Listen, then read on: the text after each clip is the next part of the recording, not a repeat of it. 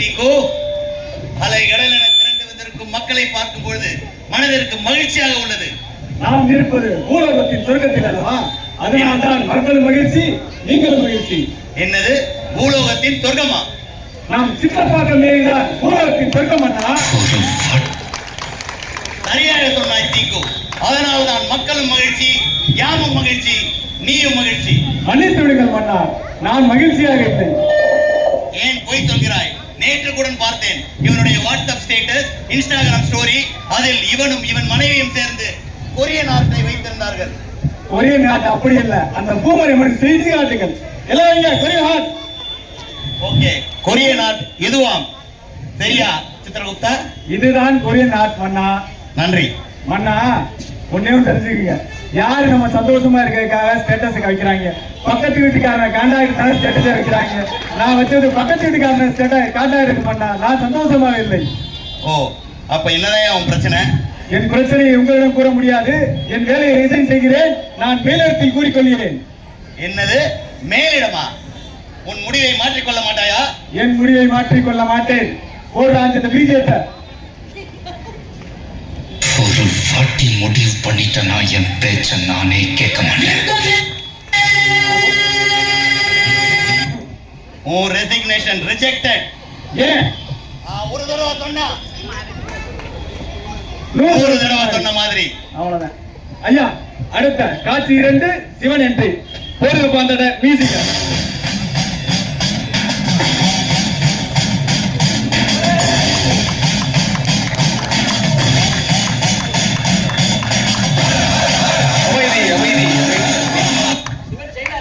What resignation? என்னாச்சு அவனுக்கு? இப்பதானே இன்கிரிமெண்ட்லாம் போட்டோம் லேட்டஸ்டா. சரி, okay okay, I take care. யாருங்க அந்த சீக்கு வந்திருக்கானே? எங்க அவன்? சீக்கு அண்ணா. சீக்கு, என்ன ரெசிக்னேஷன் பண்ணிருக்கியாமே? இது என்ன சாதாரண வேலையா?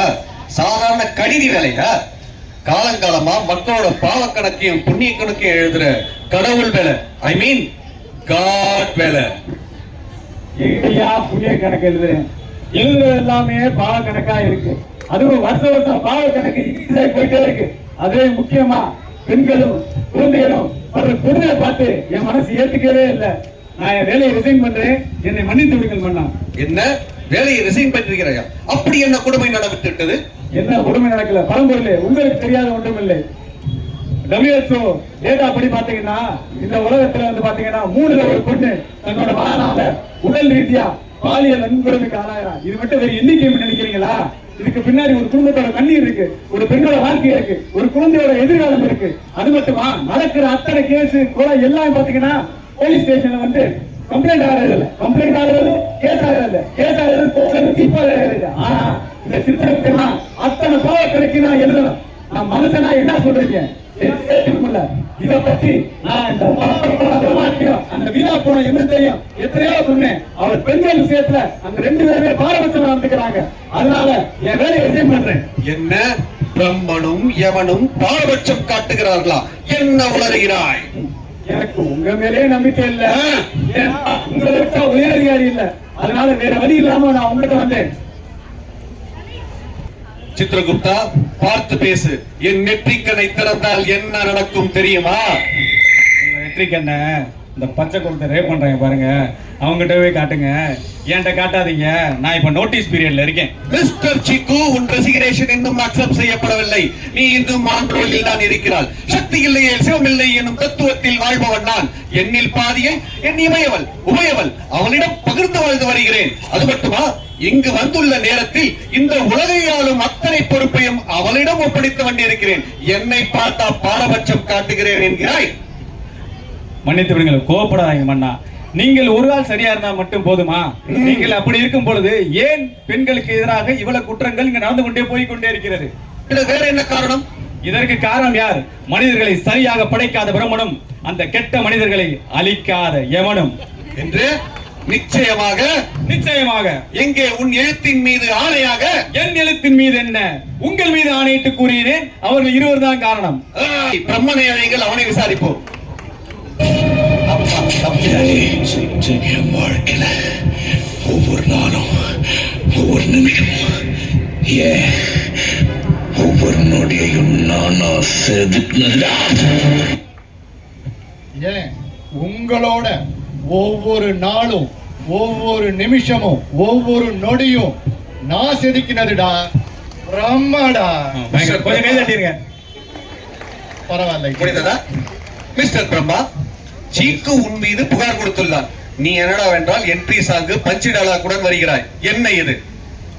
ஐயோ பரம்பொருளே, நான் என்ன தவறு செய்தேன்? என்ன தவறு செய்தாயா? பெண்களுக்கு எதிராக இழைக்கப்படும் அநீதியை கண்டு கண்டும் காணாதது போல் இருக்கிறாயாம் நீ. நானா? இதென்ன சோதனை? பெண்களுக்கு நான் என்ன குறை வைத்தேன் பூலோகத்தில்? தாய் நாடு தாய்மொழி என்று சொல்கிறோமே, எங்கேயாவது தந்தை நாடு தந்தை மொழி என்று சொல்கிறோமா? ஓடும் ஆறுகளுக்கெல்லாம் பெண்கள் பெயர் தானே சூட்டி மகிழ்கிறோம். கங்கை யமுனை காவிரி என்று. பூக்களுக்கு பெண்கள் பெயர், நட்சத்திரங்களுக்கு பெண்கள் பெயர், ராகங்களுக்கு பெண்கள் பெயர் என்று நான் அடுக்கிக் கொண்டே போகலாம். ஏன் தாய்மை என்னும் பெருமையை பெண்ணுக்கு மட்டும்தானே படைத்துள்ளேன். நான் எப்படி பாரபட்சம் பார்த்து படைக்கிறேன் என்று சொல்கிறாய் சீக்கு? சரிதானே? இப்போது நான் இருக்கவா? கேளுங்க. குடும்பமானம் பெண்ணின் தலையில், பிரசவவலி பெண்ணுக்கு மட்டும், மாதவிடாய் பெண்ணுக்கு மட்டும், ஏன் வேலைக்கு போனால் வீட்டின் வேலை பெண்ணுக்கு மட்டும், அப்புறம் என்ன அச்சம் மடம் நாடம் அடுக்கம் ஒடுக்கம் அத்தனையும் பெண்ணுக்கு மட்டும். அடுத்து ஒரு கெட்ட வார்த்தை ஒரு ஆணை வச்சிருக்கா?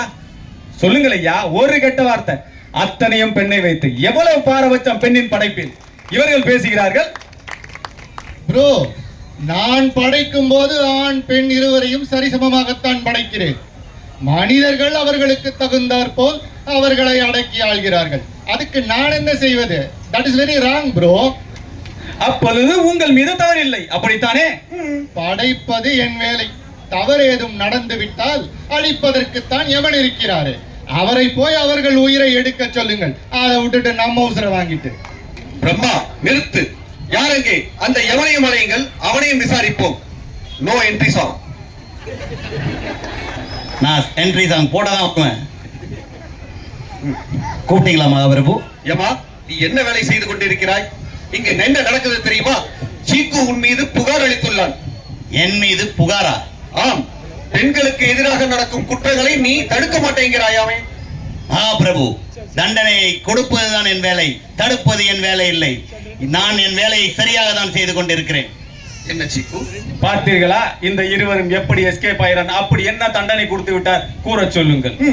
மகாபிரபு, பெண்களை எவராவது தவறாக கையை பிடித்து இழுத்தால் அவனை என்னுடைய கொரில்லா செல்லில் அடைத்து அவன் தோலை உரித்து உப்பு மிளகாய் தூள் இஞ்சி பூண்டு என்ற பல மசாலாக்களையும் போட்டு அந்த பெரிய எண்ணெய் கடாயில் அவனை முக்கி எடுத்து மென்று துப்பி விடுகிறேன். இதற்கு பேர் என்ன என்று தெரியுமா? யமலோகத்தில் சிக்னேச்சர் டிஷ் டெவில் 65. என்ன டெவில் 65? அப்படி என்றால்? ஆமாம், பெண்கள் மீது தவறாக கை வைப்பவன் அவன் எப்படி ஹியூமனாக இருக்க முடியும்? அவன் டெவில் தானே. சரி, மிகச்சரி. தட்டுங்கள் சீக்கு. இப்போது புரிகிறதா? ஐயா, எங்க உனக்கு முடியல. உன்னை வைத்து யமலோகம் நடத்த முடியவில்லை, சிவலோகம் நடத்த முடியவில்லை. ஐயா ஐயா, அப்பொழுது இருவரும் சரியாக நடந்து கொண்டால் ஏன் பூலோகத்தில் இவ்வளவு குற்றங்கள் நடக்கின்றன? சீக்கு, பிரம்மனின் வேலை படைப்பது, யமனின் வேலை அழிப்பது. பூலோகத்தில் நடக்கும் குற்றங்களை தடுக்கத்தானே அங்க போலீஸ் கோர்ட் என்று சிஸ்டம் உள்ளது. Police court. ஐயா, அந்த போரூர் பக்கத்துல ஹாசினின்னு ஒரு 7 வயசு குழந்தை, அந்த குழந்தைய ஒரு நாய், வெறி நாய் அபியூஸ் பண்ணி கொன்னு எரிச்சு குப்பமேட்டில் போட்டு போயிட்டான். அதுக்கடுத்து போலீஸ் பிடிச்சிச்சு, கேஸ் போட்டுச்சு. என்ன பண்ண, ஜாமீன்ல வெளியே வந்தான். வெளியே வந்தவன் இரும்பு ராட் எடுத்து அவங்க பெத்த அம்மாவை அடிச்சு கொன்னான். கொன்னதுக்கு என்ன நடந்துச்சு? திருப்பி போலீஸ் கேஸ் போட்டுச்சு, திருப்பி உள்ள வச்சாங்க.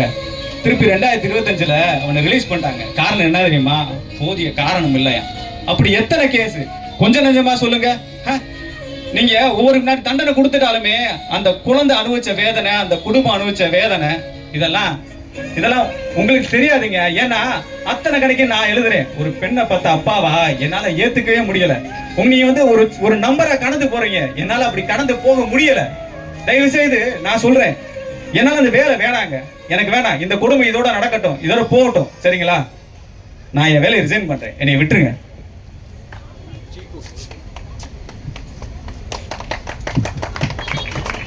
சீக்கு, உனது கோபம் நியாயம்தான், எனக்கு புரிகிறது. இந்த உலகில் ஒரு பெண் தன்னை பாதுகாப்பாக உணரவில்லை எனில் இந்த சமூகம் சரியில்லை என்றுதானே அர்த்தம். ஏன், இந்த உலகமே சரியில்லை என்றுதான் அர்த்தம்.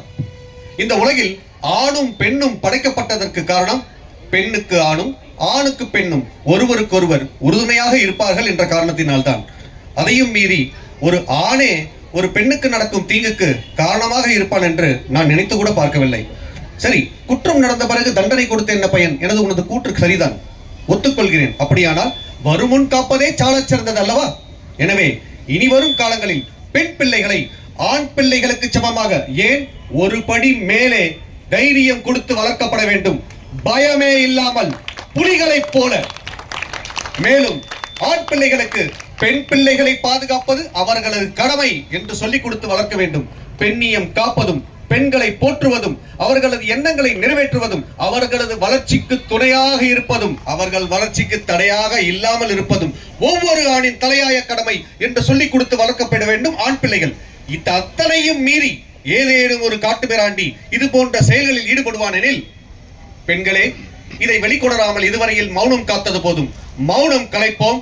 Let's break the silence. பெண்களை தவறாக தொட்டாலும் சரி, தொடரும் நினைச்சாலும் சரி, தொட்டவனையும் சரி, விடமாட்டோம் விடமாட்டோம் விடமாட்டோம் விடமாட்டோம் விடமாட்டோம் விடமாட்டோம் விடமாட்டோம் விடமாட்டோம் விடமாட்டோம் விடமாட்டோம் விடமாட்டோம் விடமாட்டோம் விடமாட்டோம் விடமாட்டோம் விடமாட்டோம் விடமாட்டோம் விடமாட்டோம் பெண்ணை தொட்டால் விடமாட்டோம், தொட நினைத்தால் விடமாட்டோம், தொட்டவனை